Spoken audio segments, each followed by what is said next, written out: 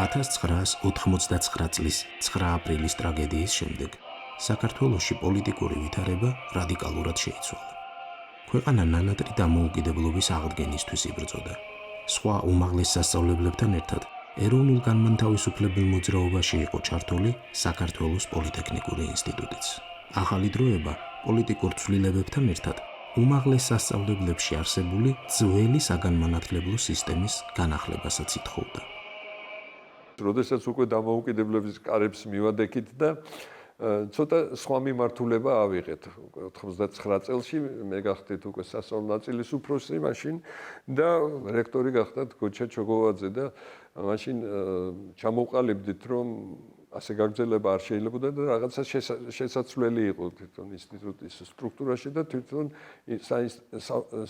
საინსტიტუტო ცხოვრებაშიც და მაშინ ასე ტენდენცია წავიდა უკვე საბჭოთა კავშირში და საერთოდ ევროპული განათლებისკენ ორიენტირება დაიწყეთ და უნივერსიტეტად გადაკეთების იდეა დაიბადა. ინსტიტუტის უნივერსიტეტად გარდაქმნას წინ ეღობებოდა ერთი მეტად მნიშვნელოვანი მომენტი, რომელზედაც რატომღაც ახლა არ ამახვილებენ ყურადღებას.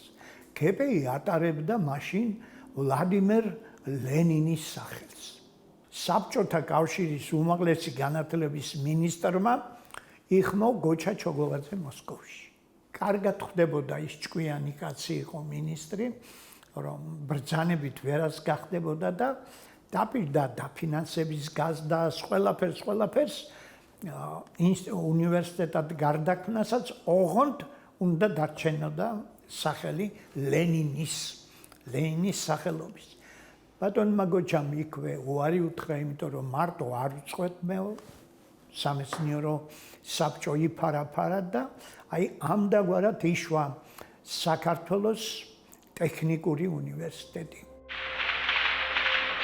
საქართველოს დამოუკიდებლობის აღდგენიდან მალე დაიწყო სამოქალაქო ომი, რასაც ქართულ-აფხაზური კონფლიქტიც დაერთო. ქვეყანა უმძიმეს ეკონომიკურ კრიზისში აღმოჩნდა. ძნელბედობის ჟამი დაუდგა ტექნიკურ უნივერსიტეტსაც. მე დავიწყე რექტორობა 92 წელს. ყველაზე მძიმე პერიოდი იყო აი ამ განვითარებისთვის. 92-დან 14 წელი, ისე რომ ყველაზე რთული პერიოდი იყო აი ეს პერიოდი, რაც ჩვენ გავიარეთ მაშინ, იმიტომ რომ ირღვეოდა ყველაფერი, ინგრეოდა ყველაფერი რა.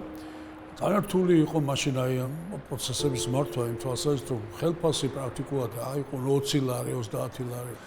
მაგრამ მიუხედავად ამისა, ჩვენი პროფესორ მასწავლებლები აი თავ დაუზოგავად შრომობდნენ.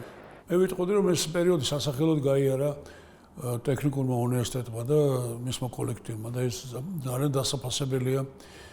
მაგრამ ეს ის ადამიანები იყვნენ, ვინც ქმნიდნენ ტექნიკურ უნივერსიტეტის სახელს. სირთულეების მიუხედავად, ტექნიკური უნივერსიტეტი ძველი KPI-ის ტრადიციებს ღირსეულად აგრძელებდა. მისი სპორტული კლუბები საერთაშორისო ტურნირებში ასპარეზობდნენ. აქტიური იყო კულტურულ თვითშემოქმედებითი საქმიანობაც. 1996 წელს უმაღლეს სასწავლებლებს შორის გამართული კონკურსის სტუდენტური დღეების გამარჯვებული სწორედ ტექნიკური უნივერსიტეტი გახდა.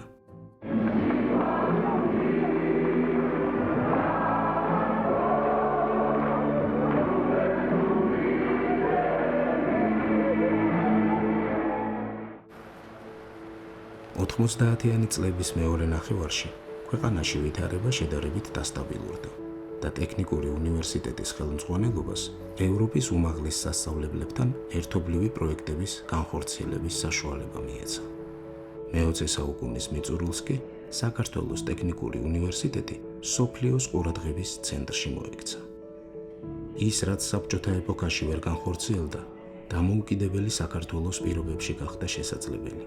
ტექნიკური უნივერსიტეტის ბაზაზე შექმნილი გასაშლელი კოსმოსური რეფლექტორი ორბიტაზე უნდა გასულიყო.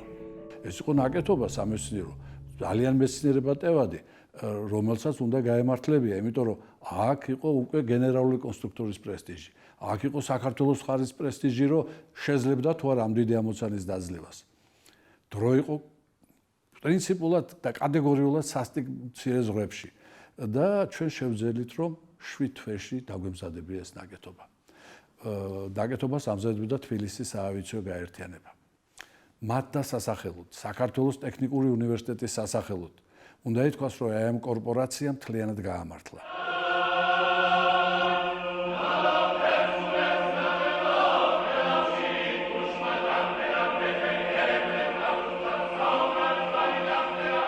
ექსპერიმენტი წარმატებით დასრულდა და ქართულმა ნაკეთობამ ქართული მრავალხმიანობის შედევრის ჩაკრულოს მსგავსად უკიდეგანო კოსმოსში დაიდობინა.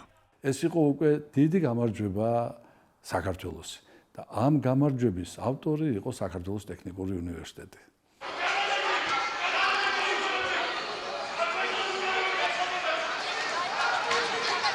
2003 წელს ქვეყანაში მომხდარ პოლიტიკურ ცვლილებებს განათლების სისტემის რეფორმა მოჰყვა. თბილისის სახელმწიფო უნივერსიტეტის პროფესორ-მასწავლებლების დიდი ნაწილი სამსახურიდან დაითხოვეს. ანალოგიური პრობლემის წინაშე დადგა ტექნიკური უნივერსიტეტიც. 2006 წელს დიდი ტრადიციების მქონე მრავალწლოვან უმაღლეს სასწავლებელს განათლების სამინისტრომ ავტორიზაცია შეუჩერა. მოუზომოდ მოხდა ეს ყველაფერი, აი რაღაცა ნგრევას აი ასეთი დანგრევა მე არ წარმოვიდგენია თქვა უმაღლეს სასწავლებლების ლაბორატორიების გაუქმება და ჩვენ მაგალითად დაგვახურინეს 80 ლაბორატორია 1200 კაცი მუშაობდა დაახლოებით ამ ლაბორატორიებში. შეტევა იყო პრაქტიკულად აი განახევრებაზე ამ სასწავლო პერსონალს. მაგრამ ჩვენ ასე თუ ისე მაინც ფაკულტეტები შევინარჩუნეთ, გამავსხვილეთ და რაღაცნაირად დარჩა ძირითადი პროფესორ-მასწავლებლების შევინარჩუნეთ. ეს რაღაცნაირად მოხერხდა მაშინ და მაგრამ ერთი რამე იყო რომ აი ბევრი ადამიანი დარჩა უმშევარი. ესაც არამშრომლად წეგნადადგმული დაფიჭია. მიმდინარე პროცესებს ტექნიკური უნივერსიტეტის ხელმძღვანელობის ცვლილება მოჰყვა. 2006-2008 წლები, როდესაც მომიწია უნივერსიტეტის რექტორის მოვალეობის შესრულება, მართალია მოკლე პერიოდი იყო, მაგრამ საკმაოდ რთული და საინტერესო გამოდგა. აი ამ პერიოდს წინ უძღოდა 2005 წელს წინ უძღოდა საქართველოს შეერთება ბოლონიის პროცესთან და ამავე დროს ეს პირველი და მეორე მთავარი მოვლენა იყო იმ დროისთვის, რომ მიღებული იქნა კანონი უმაღლესი განათლების შესახებ. ამ ორმა მომენტმა გადაწყვიტა ჩვენი მუშაობის მიმართულებაც და ძირითადი დატვირთვაც. მაგრამ სანამ ჩვენ უშუალოდ შევუდგებოდით დალაგებულ პირობებში რექტორის მოვალეობის შესრულებას, ჰქონდა ერთი პრობლემა გადასაწყვეტი და გადავწყვიტეთ.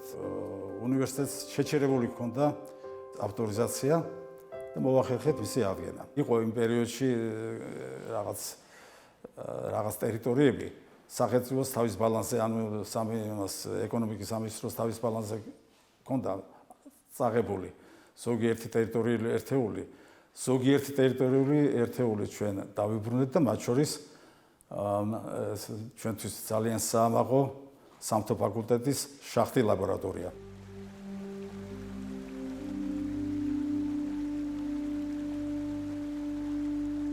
ეს შახტა ლაბორატორია აშენდა 1986 წლიდან 91 წლამდე, აი ამ პერიოდში აშენდა.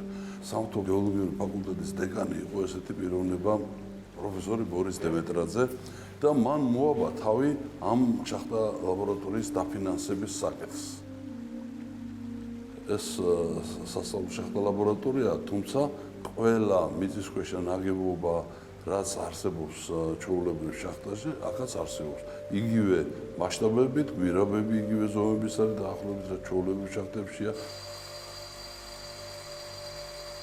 მსგავსი შახტა ლაბორატორია სხვა ევროპაში არ არის. სასწავლო დრო იყოს განკუთვნილი სასწავლო შახტა ლაბორატორია, სადაც სტუდენტს სწავლის პროცესშივე შეუძლია პრაქტიკულად შემდეგ მეცადინეობაზე უკვე პრაქტიკული მეცადინეობა მოსდევს თეორიულ კურსს, ჩამოვიდე ყვაროს და აჩვენოს. 2008 წლიდან 2020 წლამდე საქართველოს ტექნიკურ უნივერსიტეტს არჩილ ფრანგიშვილი ხელმძღვანელობდა. ამ პერიოდში მნიშვნელოვანი რეფორმები გატარდა. განახლდა ლაბორატორიები, შეიქმნა ახალი სასწავლო პროგრამები. დაიდო ხელშეკრულებები უცხოეთის ქვეყნების უნივერსიტეტებთან და უცხოურ ორგანიზაციებთან, რამაც საერთაშორისო ასპარეზზე ტექნიკური უნივერსიტეტის როლი კიდევ უფრო გაზარდა. მოგეხსენებათ, რომ 90-იანი წლებიდან 2000 თქვათ რაღაც გარკვეული წლები 8 წლამდე, 5 წლამდე იყო დიდი პრობლემები. ეგ არ იყო ადმინისტრაციის მართვით გამოწვეული, ეს იყო გამოწვეული ზოგადად ქვეყანაში მიმდინარე მოვლენებით და იცით რომ ამ მდგომარეობა იყო უშუქობა, იყო სიცივე და აი ბატონი არჩილის პერიოდში მისი ორგანიზაციული უნარითა და გარემო პირობებით რაც ქვეყანაში გარდაქმნები ხდებოდა, ბევრი წინ გადადგმული ნაბიჯი გადაიდგმა და რა თქმა უნდა წინსვლა იყო დიდი. 2020 წლის იანვარში აკადემიურმა საბჭომ საქართველოს ტექნიკური უნივერსიტეტის რექტორად დავით გურგენიძე აირჩია. ჩავაბარე გარკვეული ანგარიში, რომლის შემდეგაც ორშაბათს მე ბრძანებით არჩევით ვიქნები საქართველოს ტექნიკური უნივერსიტეტის რექტორი. ჩემი სამოქმედო გეგმა იყო, როდესაც ჩემი არჩევნები იყო, როდესაც მოახსენე, აქ არის სწავლების ხარისხის გაუმჯობესება, რა თქმა უნდა, საერთაშორისო ურთიერთობების გაღრმავება, ინტერნაციონალიზაციის და ინფრასტრუქტურის გაუმჯობესება მატერიალურ-ტექნიკური ბაზის. იმ პერიოდში მსოფლიოში კორონავირუსის გავრცელებამ შეზღუდვების დაწესება სავალდებულო გახადა. შეზღუდვები საქართველოშიც დაწესდა. მოცემულობა სასწავლო პროცესის სრული მასშტაბით დისტანციურ მეთოდზე გადასვლას საჭიროებდა, რისი გამოცდილებაც იქამდე ქართულ განათლების სისტემას არ ჰქონდა. ამ ფაქტის წინაშე სხვა უმაღლეს სასწავლებლებთან ერთად აღმოჩნდა ტექნიკური უნივერსიტეტიც.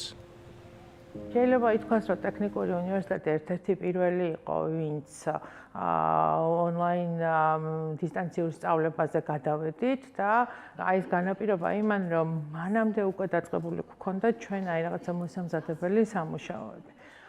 რაც ყველაზე მნიშვნელოვანი იყო იმ აკადემიურ პერსონალს, რომელსაც დაუშვათ არ ქონდა შესაბამისი ტექნიკა, ჩვენი ახალგაზრდა სტუდენტები, რომლებიც ჩვენი თვითმმართველობის ბავშვები, მიდიოდნენ მათთან სახლში, ინსტალირებდნენ შესაბამის პლატფორმებს და ძალიან გვერდში დგომით და გუნდური მუშაობით ჩვენ მოვახერხეთ ის, რომ 2020 წლის მეორე სემესტრი უკვე დავიწყეთ ონლაინ მეცადინეობით. ეს სოფლიოსთვის იყო გამოწვევა, ჩემთვისაც ძალიან დიდი გამოწვევა იყო და მე ესე ვთვლი, რომ ტექნიკურმა უნივერსიტეტმა კარგად გაართვა COVID-ს თავი და ჩვენ შევძელით 100%-იანად მიგვეწოდებინა სერვისი სტუდენტებისთვის და მიგვეხედა ყველასთვის, როგორც აკადემიური პერსონალისთვის, ასევე სტუდენტებისთვის. პანდემიის პერიოდს დაემთხვა საქართველოს ტექნიკური უნივერსიტეტის დაარსებიდან 100 წლის იუბილეს აღნიშვნა. სრულიად საქართველოს კათოლიკოს პატრიარქმა ილია მეორემ 100-წლოვანი უნივერსიტეტი წმინდა გიორგის სახელობის ოქროს მედლით დააჯილდოვა. მე შემოვედი როგორც სტუდენტი ლენის სახელობის უნივერსიტეტში და ვინმე დაგანახოთ ბედნიერო რომ რექტორმა მიიღე წმინდა გიორგის ორდენი უნივერსიტეტისათვის.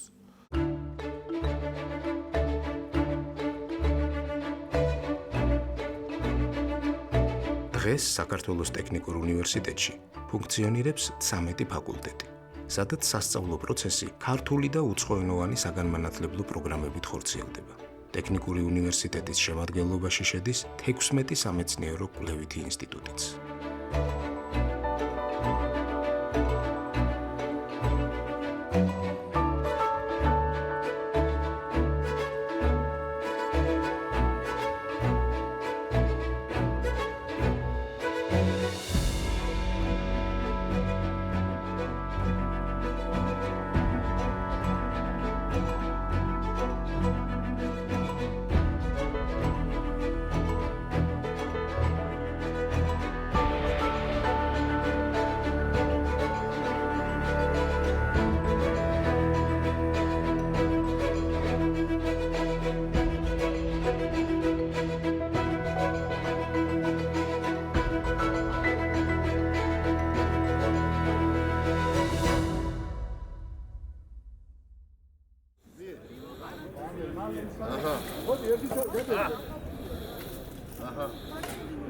უნივერსიტეტში ყოველი დღე მნიშვნელოვანია. დღეს კიდევ ერთი განსაკუთრებული დღეა.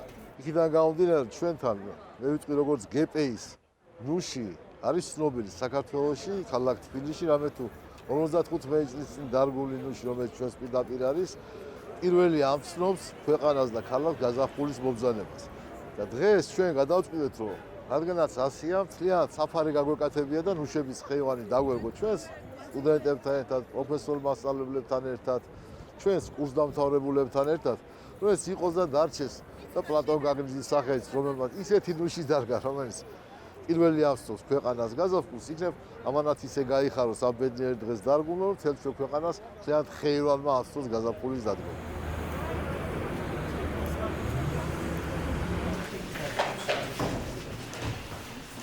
საქართველოს ტექნიკური უნივერსიტეტი აქტიურადაა ჩართული საერთაშორისო პროექტებში. საუკუნის ხელშეკრულებად შეფასდა ბირთვული კვლევების ევროპულ ორგანიზაცია CERN-სა და ტექნიკურ უნივერსიტეტს შორის ხელმოწერილი დოკუმენტი. ეს არის ისტორიული ხელმოწერა, რომელიც ასლის ვერც იმუშავებს. ასე რომ თქვენ იცი ახალგაზრდა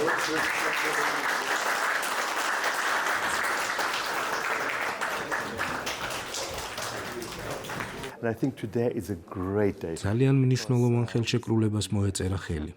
საქართველოს ტექნიკური უნივერსიტეტი მონაწილეობას მიიღებს ახალი კოლაიდერის მშენებლობაში და CERN-თან ერთად თავის წვლილს შეიტანს მოწინავე ტექნოლოგიების განვითარების საქმეში. Georgia and CERN last for 30 years already.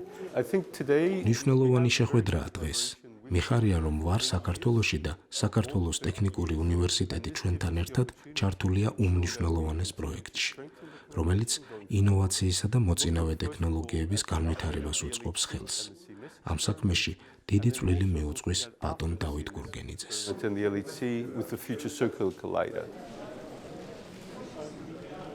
მინდა გითხრათ, რომ CERN-ის 70 წლის თავზე პირველი ასე თქვათ შეხვედრა და კონფერენცია ჩატარდა საქართველოში და კერძოდ საქართველოს ტექნიკურ უნივერსიტეტში. მაღალ ენერგიებზე მუშაობს CERN-ი, 10,000-ობით ფიზიკოსია მსოფლიო და მასში გაერთიანებული და მე მიხარია, რომ მაშინ ჩვენი უნივერსიტეტის ინჟინრები და ფიზიკოსები არიან მონაწილენი. როდესაც ოფიციალურ ვიზიტით ვიყავ პირველად, რომ ჩავედი დავხვდა ჩემი სტუდენტი სამშენებლო ფაკულტეტის. დიდი სიამაყისნობაა, რომ ბავშვი ჩემთან სწავლობდა, ჩემი პირადი სტუდენტი იყო, დავხვდა იქ, რომელსაც უკვე უდიდესი პატივი ჰქონდა და მას ენდობოდა უდიდეს ურთულეს ამოცანებს. დღეს ჩვენი უნივერსიტეტი ფაქტურად მონაწილეობს სოფლიოში ყველა დიდ კოლაბორაციაში, რაც კი არსებობს. სადაც კი სიცოცხლის შემეცნებაზე მუშაობენ, სადაც კი რამე კვლევა ტარდება. ეს არის გერმანია, ეს არის შვეიცარია, CERN-ი, იულიხი, ამერიკის შეერთებული შტატები, ძუნას ექსპერიმენტი, ფერმილაბი, იაპონია, კეკი, კომეტი.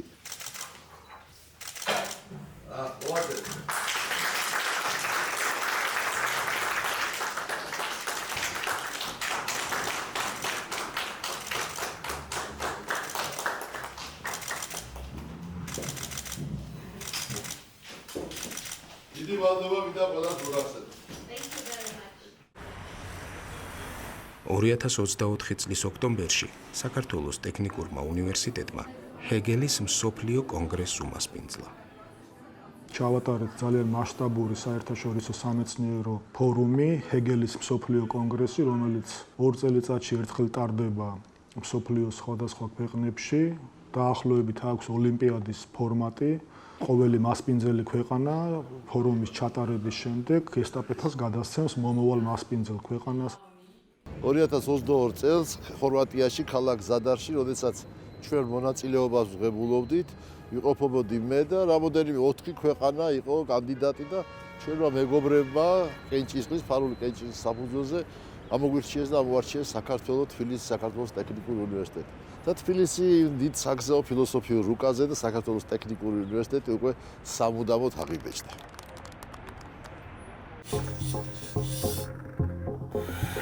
მრავალფეროვანი და რიგ შემთხვევებში ინოვაციურია ტექნიკური უნივერსიტეტის სტუდენტების სამუშაო პროექტები.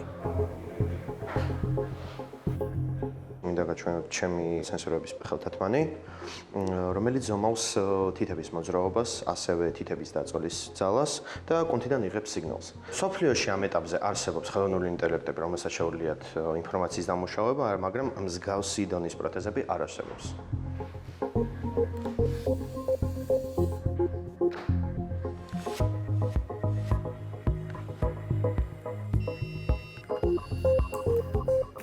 მე ვარ როას მაჰა ეგვიპტიდან. ვსწავლობ საქართველოს ტექნიკურ უნივერსიტეტში, სამედიცინო ინჟინერიის სპეციალობაზე. ჩემი პროექტია შემახსენებელი მოწყობილობა, რომელიც პაციენტს მედიკამენტის დროულად მიღებას შეახსენებს. ეს ნამუშევარი არის მზის პანელის მართვის სისტემა. ამ პროექტის მთელი მიზანი ის არის, რომ ამ სისტემამ გარემოში დაინახოს სინათლის დონე, შეადაროს ნიშნულობები, დაადგინოს საით არის ყველაზე ძლიერი სინათლის წყარო და პანელი მიმართოს იგით.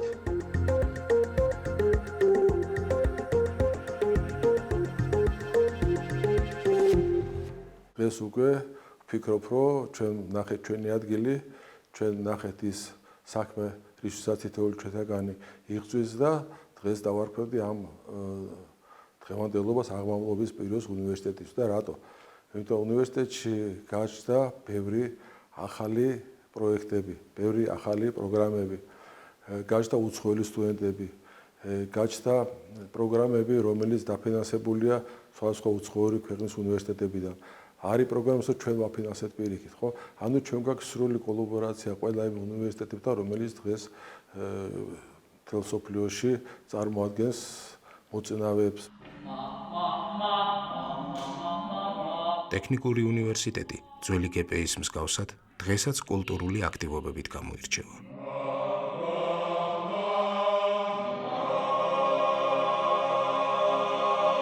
სამოწელი სრულდება წელს არც სახალხო კაპელას და დაარსა იგი ბატონმა იუზა კუბლაშმა, რომელიც ფაქტურად პირველი ხორმისტერი, რომელმაც საქართველოში ასე უმაღლეს სასწავლებლებში ამდენი ახალგაზრდა შეკრიბა სიმღერისთვის.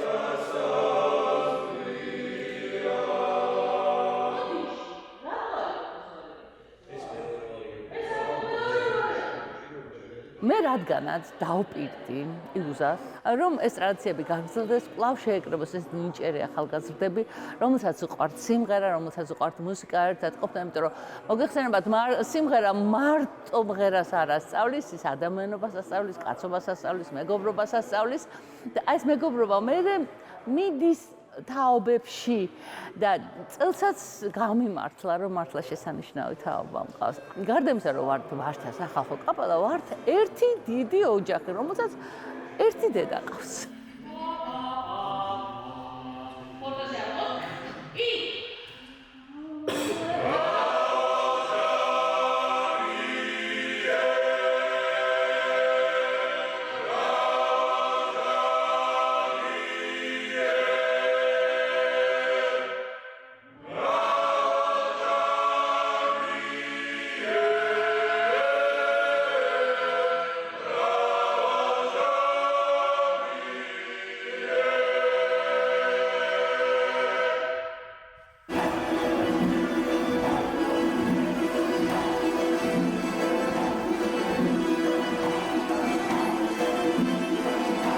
ანსამბლი ჩამოყალიბდა 1934 წელს. ამ შორეული ისტორია აქვს. პირველი ქორეოგრაფი, ვინაც დაარსა ანსამბლი, იყო ჯანო ბაგრატიონი და 93 წლიდან უკვე მე ჩავუდექი სათავეში ამასავს და მოვყვები.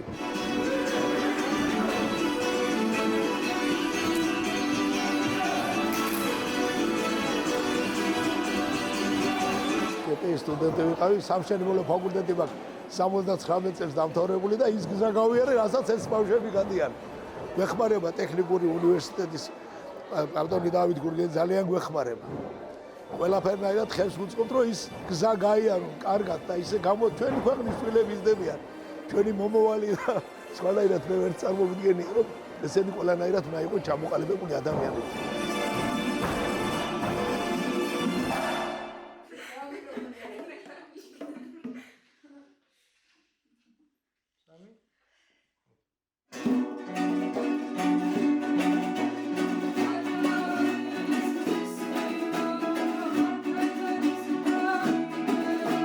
დაახლოებით 13 წლის წინ, აი ზუსტად ამ პერიოდში ესეთი პირობა იყო, რომ ტექნიკური უნივერსიტეტის ბაზაზე უნდა გავეკეთებინა მხოლოდ ქალთა ანსამბლი. შევკრიბეთ დაახლოებით მაშინ 12 გოგო იყვნენ, წარმატებასაც მივაღწიეთ. ესენი უკვე ეს გოგოები უკვე არიან ასე ვთქვათ ბოლო ახალი თაობა. მუშაობთ უკვე დაახლოებით 2 წელია. თავიდან იყვნენ 3 ესენიც, მერე 4, მერე 5 და ეს ნელა და 9 გუგომდე ავედით უკვე რა. ჩემი აზრით, კაი ის არის, რომ სხვადასხვა ინტერესების მქონე გოგოები არიან რა. ეხლა ზოგს თქვა ქალაქური სიმღერა უყვარს, ზოგს ხალხური უყვარს, ზოგს დაყურა უნდა და სიმღერა უნდა, მაგრამ რაღაცნაირად ამ საერთო ინტერესებს ვაჯერებს და ყველას ცოტას ყველას თავის გულს ვახარებინეთ რა და რავი მე ვფიქრობ სპეციალობის არიან მშენებელი ბიოინჟინერი მე ესეც მშენებელი ენერგეტიკოსი სერიოზული ხალხი არიან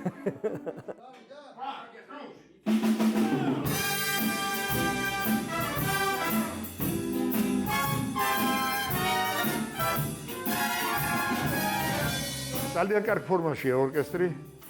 თუ სრულყოფილი არანჟირება დაიდება, პირველი არა და მეორე დღეს უკვე მზად არის, აბსოლუტურად მზად არის. ო. ნუ თქვენ ნახეთ ალბათ შერეული ეს არის როგორც ახალგაზრდები ისე ჩემი მეგობრები, ჩემი შვილი უკრავს, იმის მეგობრები და დიდი მუსიკოსები. მოდიან მთელი გულით და სულით. იმიტომ რომ მათ იციან GPI-ის ფასი, მე ისევ GPI-ის ვძახი, სხვათა შორის იცით ალბათ, ხო, ბრენდი თვითონ GPI დავტოვეთ. ტექნიკური უნივერსიტეტიდან არსებული GPI-ის ჯაზი. ასე იყო და ალბათ ასე იქნება.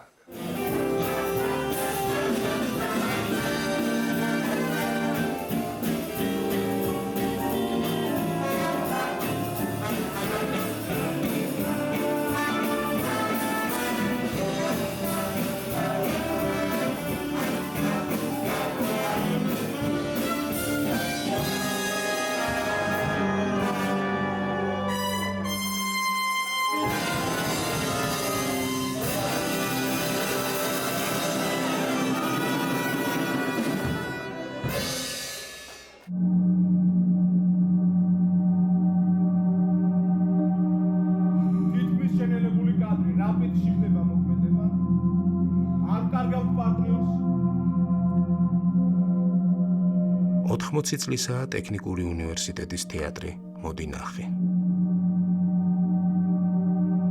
ძალიან ახალგაზრდული, ძალიან შემოქმედებითი, ძალიან მოსიყვარულე კოლექტივია, სადაც არიან ფანატიკურად შეყვარებული ხალხი თეატრალურ ხელოვნებას.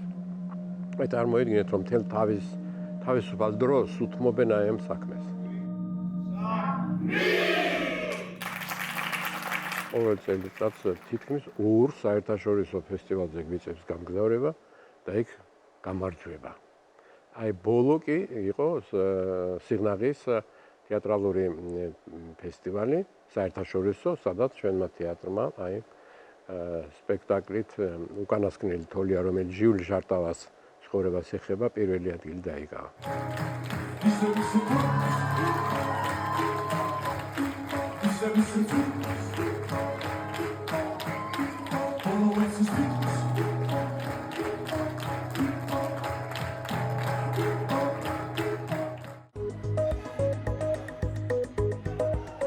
ტექნიკური უნივერსიტეტის სტუდენტები აქტიურად არიან ჩართული სპორტულ ცხოვრებაშიც.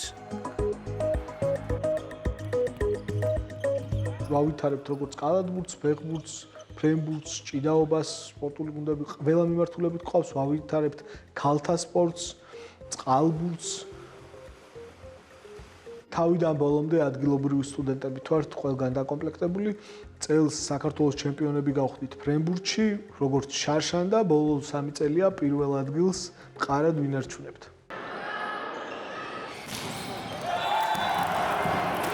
ეს ჩვენი საყვარელი უნივერსიტეტის დიდებული დიდება ბრუნდება და ჩვენი ახალგაზრდები გახდნენ საქართველოს ჩემპიონები.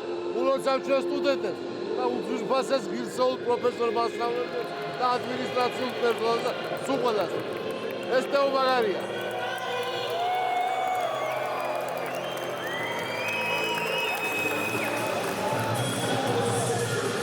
ბატონი დავითის პრინციპი მოგეხსენებათ, მოსვლის დღიდან მას ჰქონდა იდეა, რომ საქართველოს ტექნიკურ უნივერსიტეტს დაუბრუნდეს ის ძველი დიდება, რაც მას ჰქონდა მთელი 100 წლის განმავლობაში. იდეა აღმოჩნდა გადამდები და დღეს უკვე ყველა თანამშრომელი უნივერსიტეტის თავისი პოზიციიდან ფიქრობს, როგორ შეიტანოს წვლილი იდეის რეალიზებაში. სოფლიო რეიტინგებში საერთოდ არ იზომებოდა მისი რეიტინგი. სოფლიო რეიტინგებში უკვე 500-ში ვართ შესული, 500 საუკეთესო უნივერსიტეტში და ძალიან სერიოზული და დიდი მუშაობის შედეგია. ჩვენ უფრო მეტი ამბიციები გვაქვს. ჩვენ გვინდა რომ ამ უნივერსიტეტით უფრო მეტად დავაინტერესოთ ჩვენი საერთაშორისო პარტნიორები. ჩვენ გვაქვს ძალიან საინტერესო კავშირები ამერიკის შეერთებული შტატების უნივერსიტეტებთან, ევროპის უნივერსიტეტთან, ძალიან ბევრთან და გვაქვს საინტერესო მეცნიერული კოლაბორაციები CERN-თან, KEC-თან და ასე შემდეგ. ჩვენ გვაქვს იმის პოტენციალი, მატერიალურ-ტექნიკური საშუალებებით დაწყებული, ჩვენი ინტელექტუალური მეცნიერული პოტენციალი, რომ ამ უნივერსიტეტმა კიდევ დიდხანს ძალიან სერიოზული სიტყვა თქვას და ძალიან სერიოზული კადრები მოუმზადოს არა მარტო ჩვენს ქვეყანას.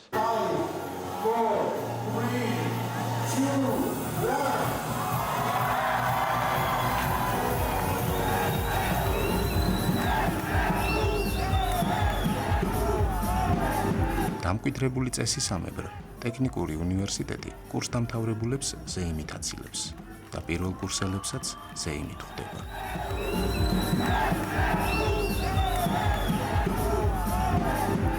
მრავალი თაობის აღმზრდელი 100 წლოვანი საქართველოს ტექნიკური უნივერსიტეტი კვლავაც მზად არის მომავალი თაობების აღსაზრდელად. გილოცავ დღევანდელ დღეს. დღევანდელი დღე არის დასაბამი თქვენი ცხოვრების. კოცრი და გეხვევით. თქვენი პედაგოგები, თქვენი მასწავლებლები და თქვენი რექტორი.